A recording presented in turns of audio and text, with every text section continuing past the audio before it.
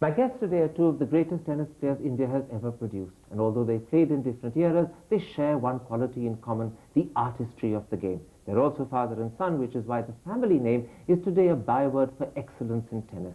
But how did it all begin? And how do they look back on their amazing career? Here to tell us are Ramanathan and Ramesh Krishnan. Welcome.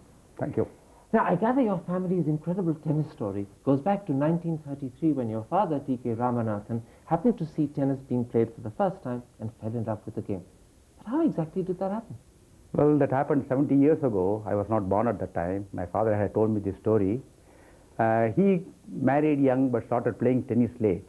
How it happened was that he had a job in the northern part of the city, Madras, and every day he used to cycle to the office and come back. Evening 5 o'clock, coming back home. There was a tennis club, four or five members hitting the ball and playing tennis and enjoying themselves. So he started like other pedestrians, they watch outside the screen and peep through what was going on.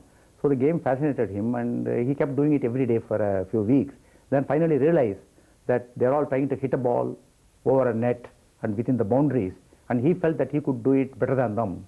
So he wanted to try playing that game. So he started going inside the court after the members finished that tennis, 15 minutes, 20 minutes before it got dark. He started hitting the ball with a borrowed racket.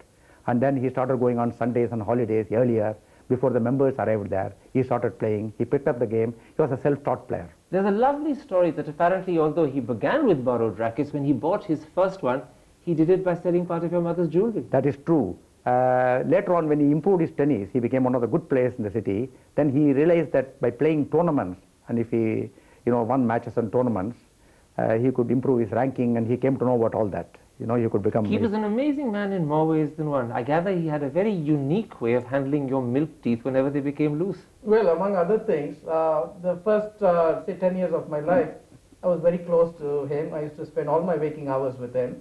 And the point that you refer to is that anytime any of my milk tooth would shake, he didn't want to mess around with it. He would take a plier and yank it out. Would you scream?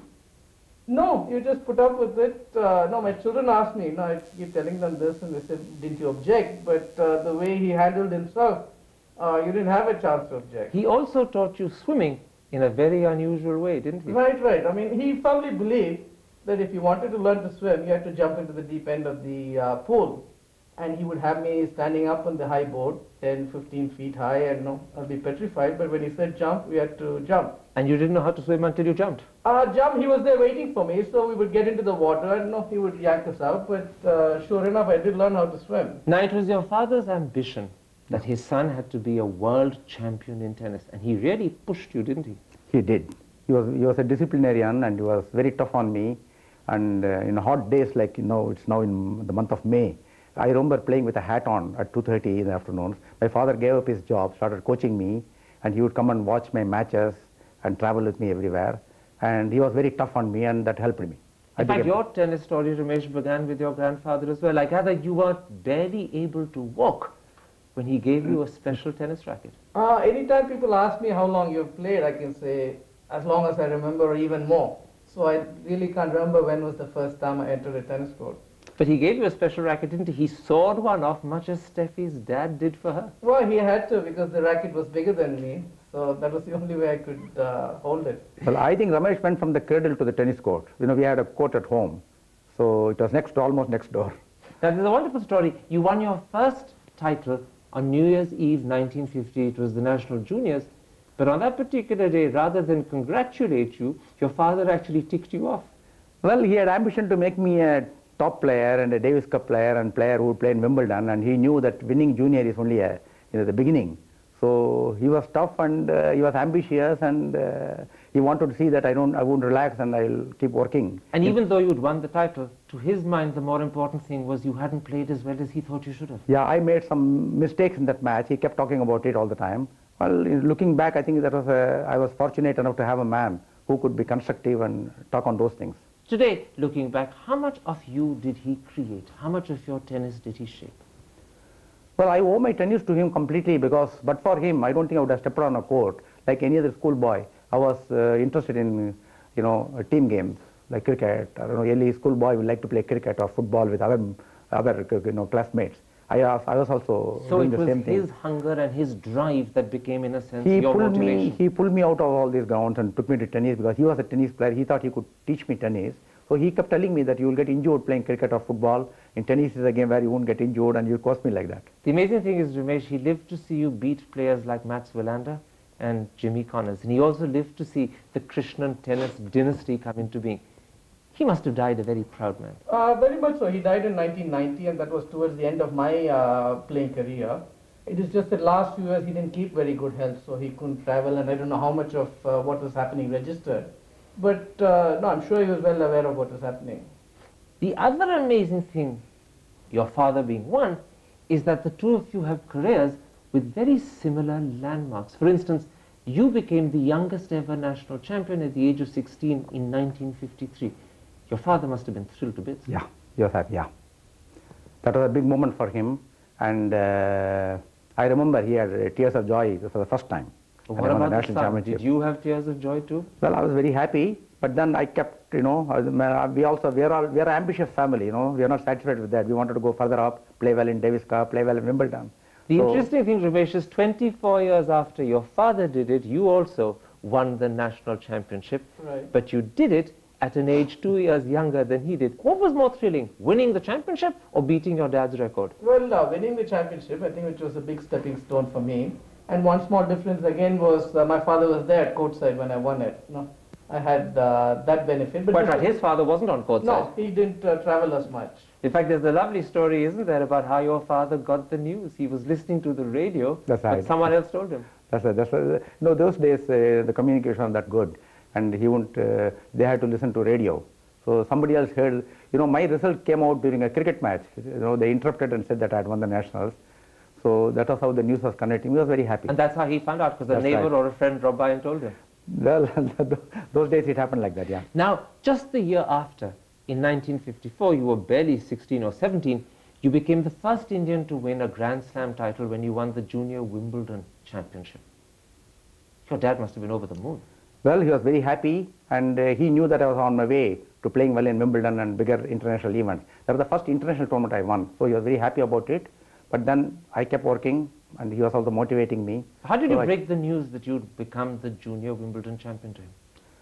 Same way as before, he heard it in the radio news. He wasn't there with you on courtside? No, yeah, he stopped traveling. So the radio was the messenger on every occasion? Those days, yes.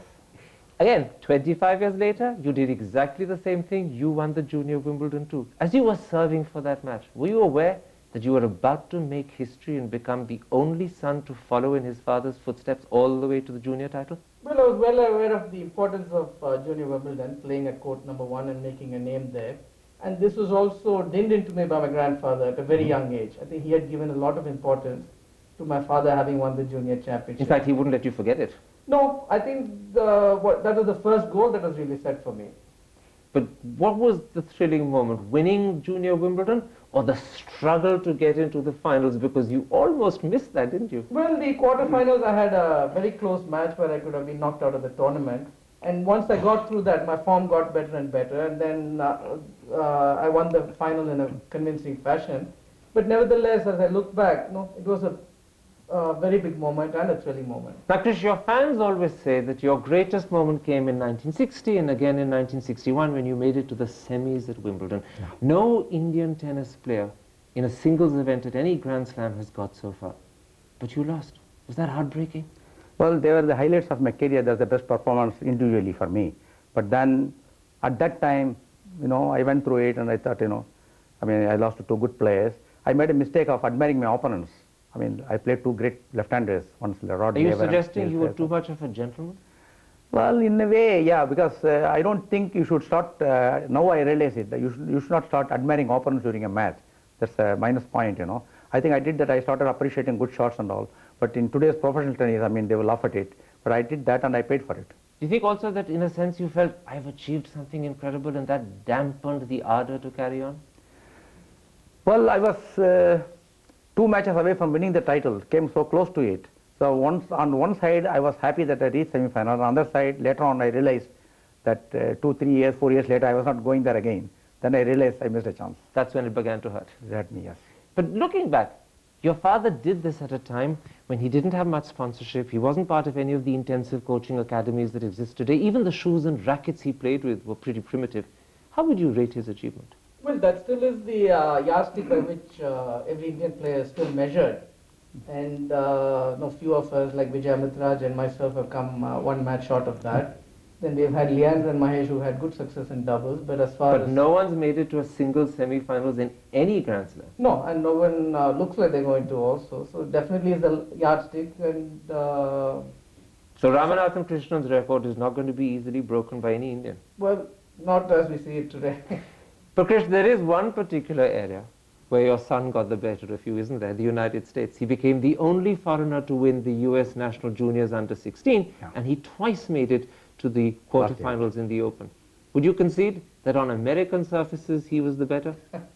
Well, he played very well in the United States, and his US Open performance was outstanding, getting to the quarterfinals twice. How about saying he was also better?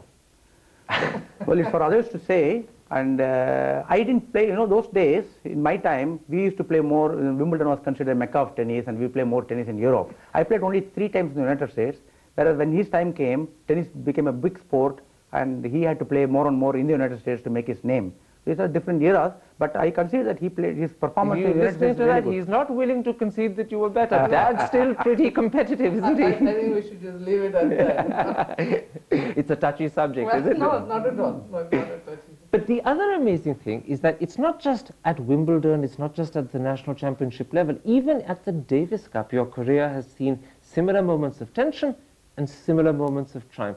There was that amazing match against Thomas Koch in 1966 when you were trailing 2-1, Calcutta, yeah. 5 games to 2. Yeah. Everyone thought you were going to lose, and you ended up winning. Yeah. What did you do? Well, I remember, most of the stands, all the people left. There were only about 10 or 15 people in the stands. They left, we continued the match in the morning. So, the audience had written you off? On Monday. They written me off, they were, going back to office. And then those days there was no TV, there was only radio commentary. And they heard the commentary that I won the 4th set. All the people came back with more people also from the office. So to start with, there was some 6,000 crowd. When I ended, it was 9,000. There's a lovely story that you suddenly remembered at your moment of crisis, a conversation with Dennis Rolston, who'd said, Koch's pretty bad at running forward. Yeah, I remember that, it happened on a day in Wimbledon. There are a lot of rain-interrupted matches that happens in Wimbledon now and then. So on those days, we play a few games. When it starts showering again, we go back to the change room, come back again the whole day. We keep and doing it was that. during one of those interludes that you met Rolston. I met Rolston in the change room, and I said, what stage are you in your match? I'm going to set up. And he said that I won my match in 3 straight sets. Then I asked him, how did you do that? He said, Thomas Koch doesn't move forward and backward, that's all. So this went through a flash, like a flash. And so when you returned, you started giving drop shots, and Koch couldn't make them. I did that, yeah. Now, you were in exactly a similar situation in 1993 against Rudolph Gilbert. You also trailing 2-1. You were down 5 games to 2. But in your case, you also had to take a full night's break as well. Well, definitely so. I think there have been so many corresponding moments. But again, another coincidence was this was a left-hander I played against. And we came back and were able to beat France, which I think was one of the outstanding wins India's had in Davis Cup. But did you ever say to yourself, these similarities are so uncanny, maybe something more than just coincidence? Definitely so. One definitely can't plan all these out. So what's it, destiny, hand of God? Very much so. I think we both put in our efforts, done the best that we could, and it's amazing that there are so many similarities. Krish, God's been shaping father and son's career down the same road? Yes, it has. As you said, there are a lot of similarities in our game, except that in Davis Cup play, I concede because his performance winning the 5th match on a foreign soil is superior to mine on the Indian soil, because in Davis Cup, the venue means a lot. Home crowd, you had the home crowd and he didn't. Gentlemen, let's take a break. I want to come back in part 2 and talk to you a little bit about your weaknesses and how you have perceived them and tried to handle them, and what you think of your own careers. We'll be back in a moment's time. Stick with us.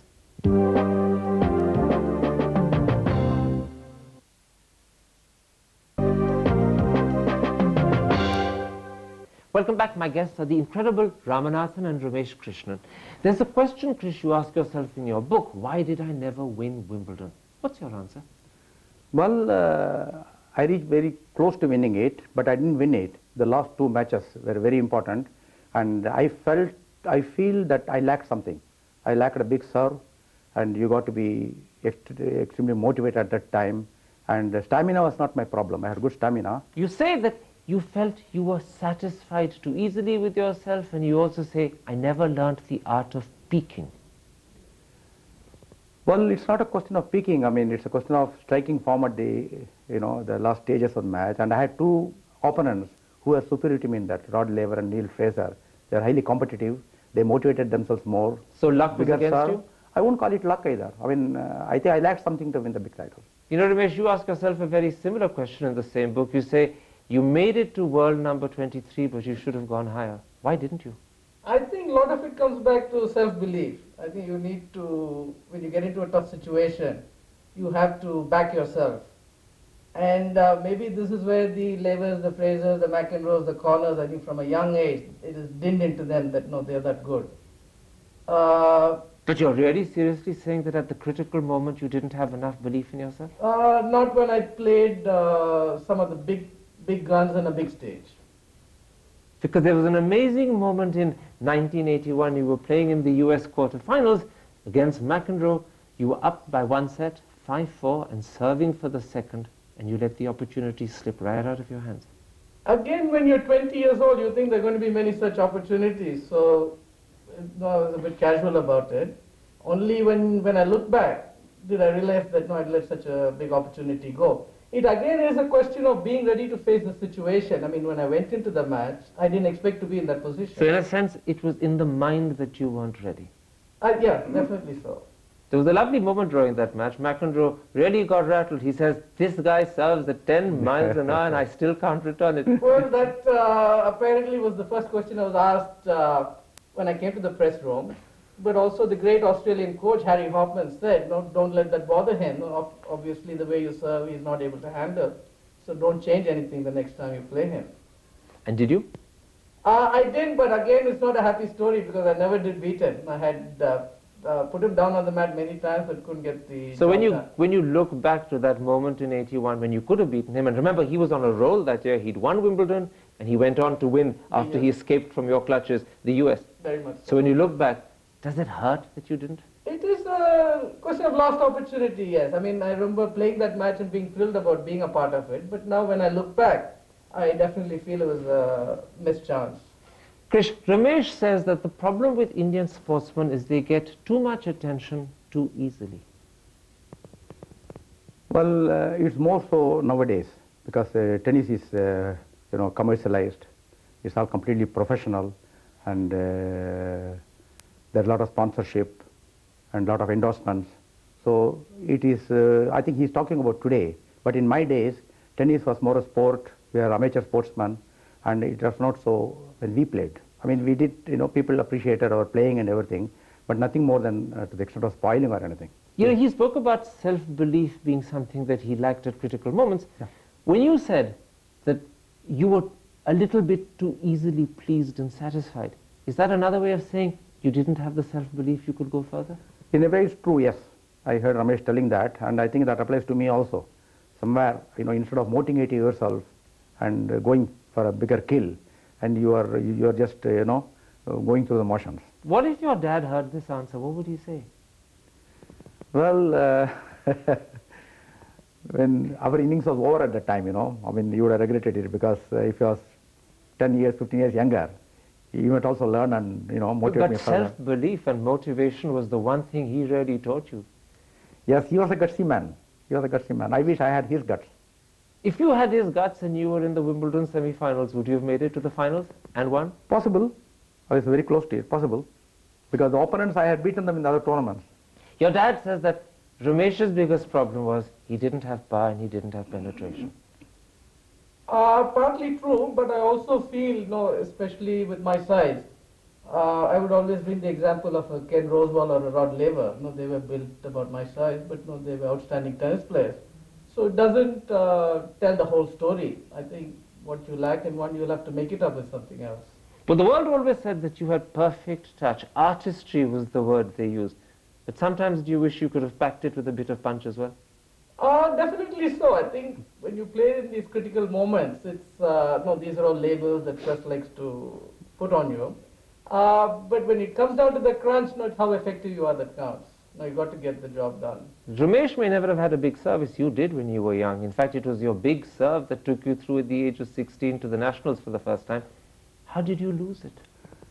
Well, I remember my first national championship. I had just come back from Australia after playing Davis Cup. I played a lot of exhibition matches, and I had developed a good serve.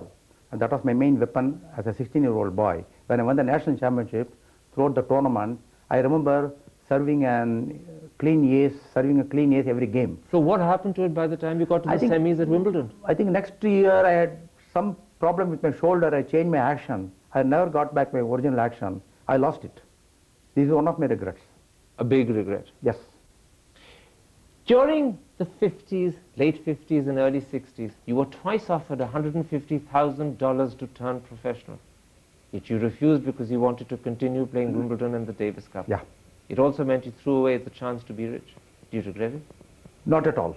I have no regrets at all. In fact, I remember sitting with my father and discussing the whole thing. My father kept telling me, when I started as an amateur tennis player, we played for achievement.